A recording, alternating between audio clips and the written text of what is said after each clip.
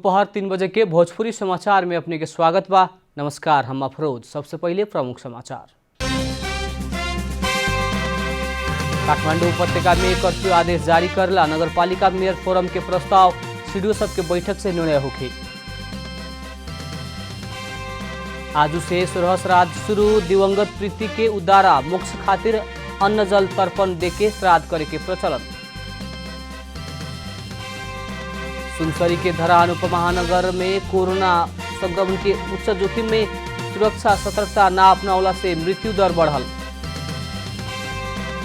France के व्यंग पत्रिका चार्ली हेब्दो चरमपंथी आक्रमण के निशाना में सन 2015 में भइल आक्रमण के अभियोगी पर मुद्दा के सुनवाई हो रहा। इंग्लैंड और पाकिस्तान बीच के 3 T20 1-1 के बराबरी में अंतिम खेल में पाकिस्तान 5 रन से जीतल।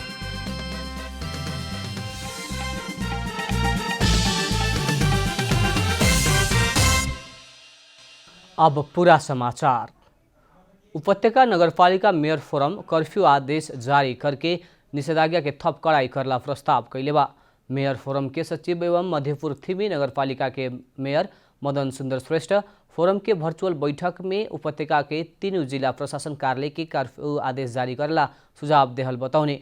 श्रेष्ठ कुछ दिन अत्यावश्यक सामग्री किनमेल खातिर सहज बना के थप 15 दिन कर्फ्यू आदेश जारी करला भी कोरोना वायरस संक्रमण के नियंत्रण में ले सके के बताउने।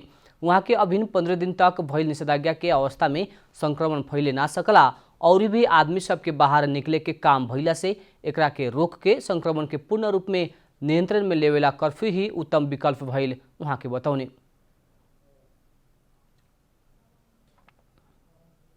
फेरि चाहिँ हामीले लकडाउनलाई खुकुलो गर्ने हो नि यो 15 दिनमा जति उपलब्धि हासिल गर्न खोजेका थियौं त्यो फेरि चाहिँ त्यो पहिलेको स्थितिमा पुग्छ भन्ने चाहिँ हाम्रो आकलन हो र हामीले सुझावको रूपमा दिएका छौं। यो चाहिँ अब निषेधाज्ञाका 15 दिन भयो, अब आजबाट सम्पन्न हुँदैछ भने अब अर्कोको विकल्प भनेको योभन्दा नि कडा निषेधाज्ञा लगाउनु पर्छ भनेका छौं।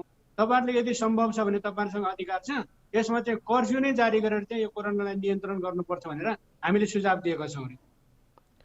कोरोना वायरस संक्रमण समुदाय स्तर में फैल रहला से आदमी सबके आवागमन के पूर्ण रूप में निषेध कैला पर नियंत्रण में लेवेला कठिन होके के भी बताउने। उपत्यका के 3 जिला के प्रमुख जिला अधिकारी सबके संयुक्त बैठक निषेधाज्ञा के यथावत राखी या स्वरूप परिवर्तन करी संबंध में आज निर्णय करे।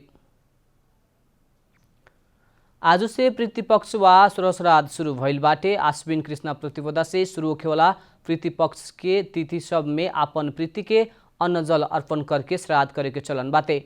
आश्विन कृष्ण पक्ष में शुरू कन्या राशि में रहल समय प्रीति खातिर पर्व ही होके के धार्मिक ग्रंथ सब में बाटे।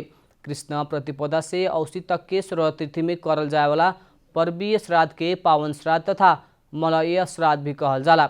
नवदुर्गा के पूजा करके दुर्गा पक्ष में शक्ति साधना करे के पहले प्रीति संपन्न करके आशीर्वाद लेवे के प्रचलन मुताबिक प्रीति पर्व मनावे के परंपरा बा। अख्तियार दुरुपयोग अनुसंधान आयोग विजय प्रकाश मिश्र के 7 दिन भीतर अख्तियार में हाजिर होखेला निर्देशन देले बा। बुध के आयोग 7 दिन भीतर हाजिर होखेला मिश्र के नाम में गोरखापत्र में सार्वजनिक सूचना प्रकाशित कैलखा हुए। सिक्योरिटीज प्रिंटिंग प्रेस खरीद में 70 करोड़ कमीशन मुलमुलाई कैल कहत विषय में अनुसंधान खातिर अख्तियार मिश्र के बुलावल अख्तियार के प्रवक्ता तारानाथ अधिकारी बताउने। यह घूस मुलमुलाई कैल ऑडियो सार्वजनिक भइला बाद तत्कालीन संचार तथा सूचना प्रविधि मंत्री गोकुल बास्कोटा पद से राजीनामा देहले रहने।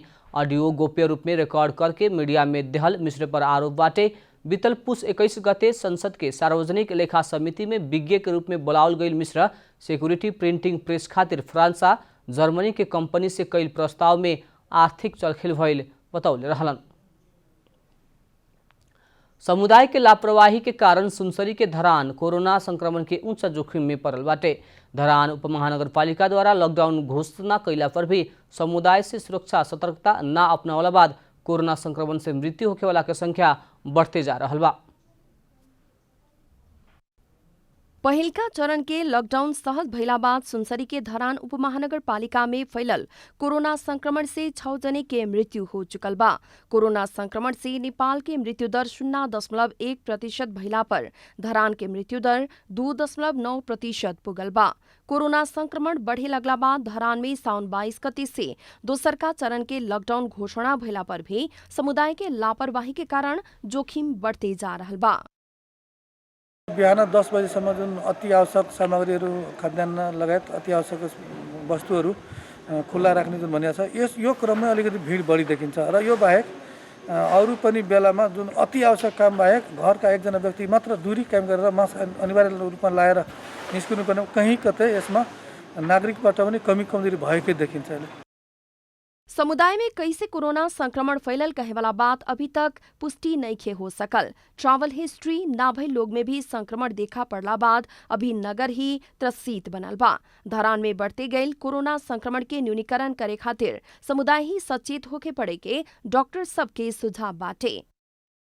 हामी जिम्मेवारी भएर चाहिँ संक्रमण गर्ने जोखिमलाई चाहिँ न्यूनीकरण गर्नतिर लाग्ने हो। उदाहरणको लागि तपाईँ हामी अहिले कुरा गर्दाखेरि हामी मास्क लगाइराखेका छौँ, हामी अहिले चाहिँ 3 मिटरको चाहिँ एउटा डिस्टेन्स मेन्टेन गरेर बसिराखेका छौँ र हामीहरूले सेनिटाइजर बोकिराखेका छौँ। हामीहरूको पकेटमा हामीलाई शङ्का लाग्यो हामी तुरुन्त सेनिटाइजर पनि प्रयोग गर्छौँ। हात बार बार धुनुपर्ने, सोसल डिस्टेन्सिङ, यदि यी कुराहरू हामीले अवलम्बन गऱ्यौँ भने हामीहरू यो चाहिँ अब जोखिमलाई न्यूनीकरण गर्न सकिन्छ।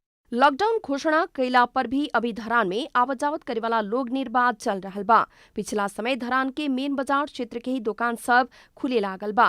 बढ़ते जा रहल संक्रमण के कम करे खातिर लॉकडाउन के कड़ा बनावे पड़े के सरकार वाला सबके मांग बाटे। सुनसरी से दिनेश गजमेर की रिपोर्ट।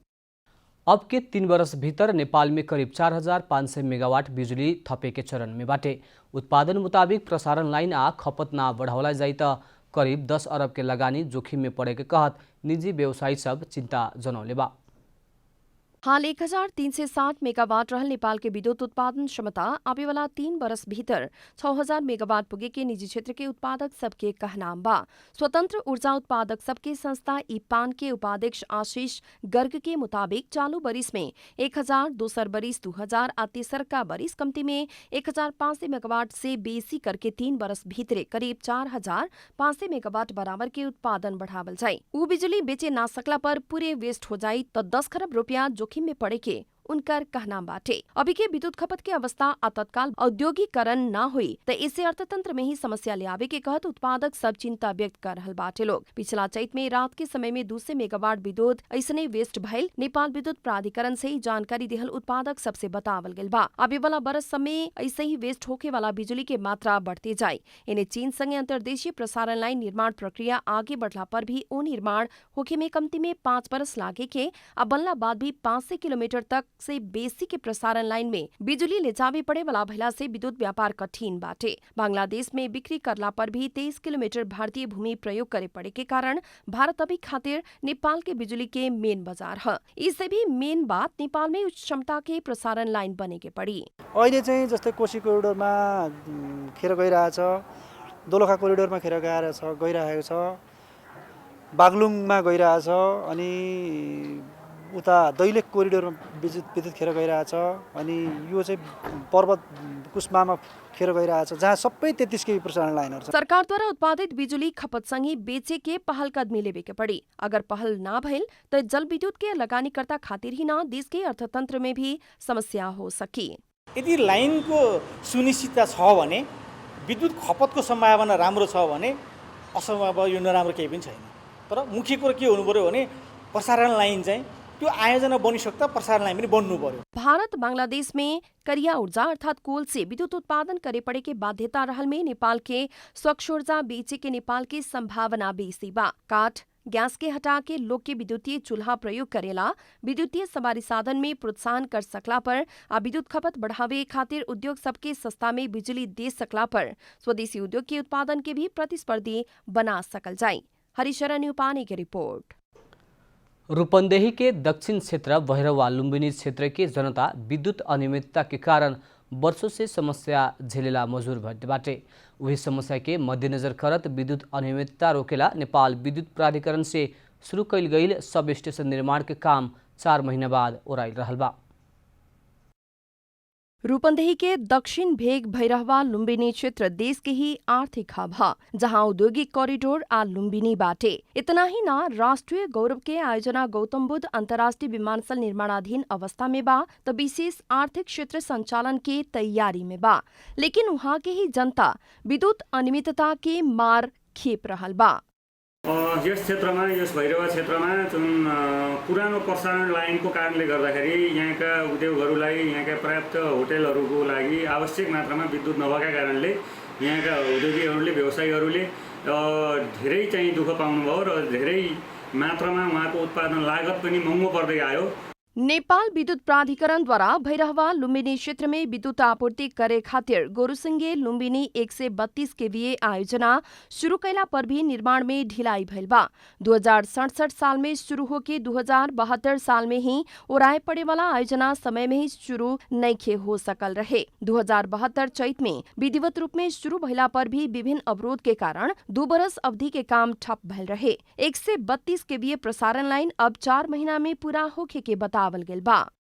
तर सडकसित हामीले सडकबाट लाइन ल्याउनुको लागि अनुमति माग्दाखेरि 1 वर्षसम्म त्यहाँबाट अनुमति दिएन र त्यसको कारणले गर्दा हामीले रुट चेन्ज गर्नु पर्यो, जसले गर्दा यो आयोजना 1 वर्ष अगाडि नै सम्पन्न भइसक्ने थियो। लकडाउन खुली इन्डिया गएर इन्स्पेक्सन गरेर ल्याउन सक्यौँ भने अबको 4 महिनाभित्र हामी काम सिद्ध्याउने लक्ष्य लिएर अगाडि बढेका छौँ। प्रसारण लाइन के अभी तक 70% काम संपन्न भइल बा। आयोजना इंजीनियर के मुताबिक मैनहिया में 4.5 बीघा जमीन अधिग्रहण करके 4.5 करोड़ के भौतिक संरचना और 40 करोड़ लागत में 132 केवीए और 33 केवीए लाइन खातिर ट्रांसफार्मर जड़ान के काम बाँकी बा। विशेष त हाम्रो यो आयोजना 2 प्याकेजमा, एउटा सबस्टेसन र अर्को चाहिँ ट्रान्समिसन लाइनको 2टा कन्ट्र्याक्टबाट यो आयोजना अगाडि बढेको छ र यो निर्माणाधीन यो नयाँ सबस्टेसनमा चाहिँ हाम्रो मूलतः हाम्रो 45 MVA को 2टा ट्रान्सफर्मर, 132/33 kV को 2टा ट्रान्सफर्मर र अर्को चाहिँ 16 MVA को 33/11 kV को ट्रान्सफर्मर एउटा रहेको छ। रूपन्देही के औद्योगिक पर्यटन विकास और 10 लाख जनता के लोड शेडिंग से मुक्त करे खातिर नया विद्युतीय संरचना जरूरी रहल उद्योगी सबके कहनाम बा। रूपन्देही से प्रतीक पौडेल की रिपोर्ट। अब आर्थिक समाचार।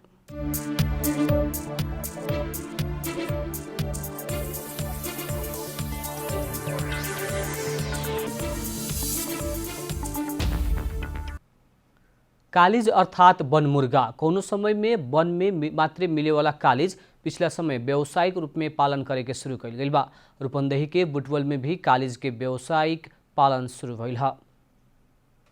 2 बरस पहले दक्षिण कोरिया से लौटल रूपन्देही के बुटवल के मनकाजी थापा अभी कालिज पालन में व्यस्त बाड़न। कोरिया में 5 बरिस काम करके नेपाल लौटल थापा कालिज पालन में लागल बाड़न है। गुल्मी के शांतिपुर चंद्रकोट से 17 बरस पहले बुटवल उपमहानगर पालिका वार्ड नंबर 19 रानीबारी में रहे आयल थापा के दाजुभाई अभी कालिज पालन में लागल बाड़न सन। यूरोप से 2200 अंडा लिया के काठमांडू में हैचरिंग करके 1200 चल्ला निकलला बाद थापा फर्म शुरू कैले रहने। 2200 अंडा ल्याएको वहाँबाट 2200 अंडा यहाँ ह्याचिङ गर्दाखेरि हाम्रो 1200 यहाँ ल्याउँदा 1200 निस्क्यो चल्ला चाहिँ। वहाँबाट ल्याउँदाखेरि लामो समय भएर यो अलि ड्यामेज हुने भएर यसको पर्सेन्ट चल्लाको पर्सेन्ट कम आयो बाहिर ल्याउँदाखेरि। वहाँबाट ल्याएर यहाँ ह्याचिङ गर्दाखेरि यहाँ ल्याउँदाखेरि हाम्रो एउटा चल्ला बराबर लगभग 1400 पर्न गएछ एउटा चल्लालाई चाहिँ। 5.5 कट्ठा जगह में संचालन कैल गेल फार्म में शुरुआती चरण में 40 लाख लगानी लागल रहे। वहाँ भी 1100 से बेसी कालीज बाटे। भाली कालीज के तौल औसत में 1.5 किलोग्राम तक पुगेला। पोथी के 900 ग्राम से 1 किलो तक तौल के होखेला। पौष्टिक तत्व सहित के दाना आ घास कालीज के मुख्य आहारा है। दाना चाहिँ हामीले बुटोल लुम्बिनी दाना उद्योगमा अहिले चाहिँ बनाइरहेका छौँ। यसलाई चाहिँ प्रोटिन बढी भएको अलि विशेष खालको दाना चाहिन्छ र यिनलाई चाहिँ घाँस र अहिले चाहिँ केही पर्सेन्ट हामीले घाँस पनि खुवाइरहेका छौँ र यिनलाई चाहिँ घाँसको व्यवस्था राम्रो व्यवस्था गर्न सक्ने भने 40-50% घाँस खुवाएर पनि यसलाई चाहिँ कम लगानीमा उत्पादन गर्न सकिन्छ। थापा दाजुभाई सब कॉलेज फमसंगी बुटवल मिलन चौक आ देवीनगर में दुगो रेस्टोरेंट भी संचालन कर रहल बाटे लोग। एगो चल्ला के ही 1400 तक लागत पड़े वाला कारण कॉलेज बढ़ा के बिक्री कैला पर 3200 प्रति गोटा दाम आवेला। राष्ट्रीय निकुंज तथा वन्य जंतु ऐन 2029 मुताबिक डाँफे, मुनाल, कालिज लगायत के वन जंगल में मिले वाला पंक्षी पालेला आ शिकार करेला प्रतिबंध लगावल गेल बा। वही से विदेशी आयात कैल गेल रिंगनेक जात के कालिज पालेला आ शिकार करे मिले वाला भइला से नेपाल में कालिज पाले वाला के लहर चलल बा। रूपंदेही से विकास पराजुली की रिपोर्ट। भोजपुरी समाचार में अब छोट विश्राम।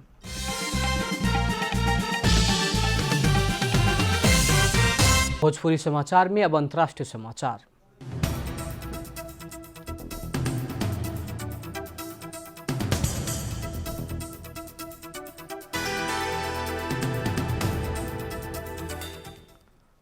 फ्रांस के व्यंग्य पत्रिका चार्ली हेब्दो पैगंबर मोहम्मद के विवादास्पद कार्टून फिर प्रकाशित कैले बाटे। सन 2015 में प्रकाशित कार्टून के कारण चरमपंथी आक्रमण के निशाना बनल चार्ली हेब्दो ओह कार्टून फिर प्रकाशित कैले बा। सन 2015 के जनवरी 7 में चार्ली हेब्दो के कार्यालय में कार्टून के लेके आक्रमण भइला बाद पत्रिका के प्रसिद्ध कार्टूनिस्ट सहित 12 जने के जान गल रहे। ओकर कुछ दिन बाद पेरिस में भइल दोसर आक्रमण में 5 जने के जान गल रहे। फ्रांस में चरमपंथी आक्रमण के क्रम उहवे से शुरू भइल रहे। चार्ली हेब्दो के कार्यालय में भइल आक्रमण खातिर सहयोग कैल अभियोग में मुद्दा दायर कैल 14 जने की सुनवाई शुरू होके से पहले ही चार्ली हेब्दो ओह कार्टून फेर प्रकाशित कैले बा। पत्रिका के पिछला संस्करण के कवर पेज में पैगंबर मोहम्मद के 12 कार्टून छापल गई रहे, जेकरा चार्ली हेब्दो में प्रकाशित होके से पहले ही डेनमार्क के एक पत्रिका छपले रहे। एक कार्टून में पैगंबर मोहम्मद के मुड़ी में बम बान्हल देखावल गई बाटे। सन 2015 में भइल आक्रमण में सहयोग कैल अभियोग लागल ऊपर के मुद्दा के सुनवाई आज से शुरू हो रहा बा। अब खेलकूद समाचार।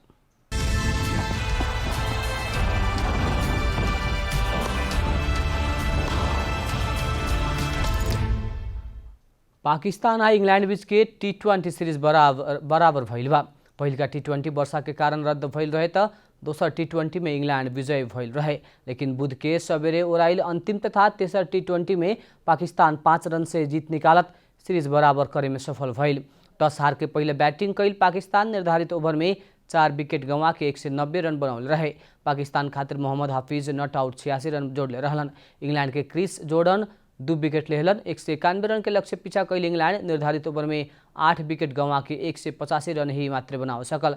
पाकिस्तान के वहाब रियाजा, शाहीन शाह अफरीदी 2-2 विकेट लेहले रहे लोग। अंतिम में प्रमुख समाचार फिर एक बेर। काठमाडौँ उपत्यका में कर्फ्यू आदेश जारी करेला नगरपालिका मेयर फोरम के प्रस्ताव सीडीओ सब के बैठक से निर्णय होगी।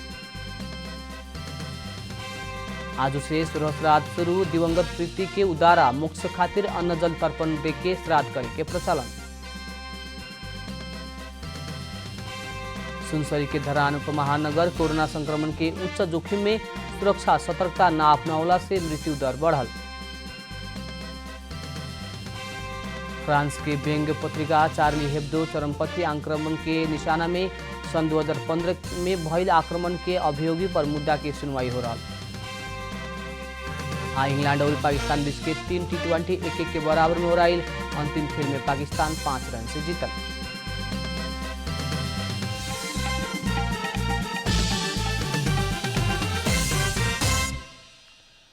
भोजपुरी समाचार अभी खातिर इतना ही। जनता द्वारा जनता खातिर प्रसारित जनता टेलीविजन के कार्यक्रम सब यूट्यूब, ट्विटर, फेसबुक हमने के वेबसाइट जनतासमाचार.com में भी पढ़ा देख सकत बानी। सूचना में अपने के सहभागिता, समय में समाचार हमने के प्रतिबद्धता। प्रणाम।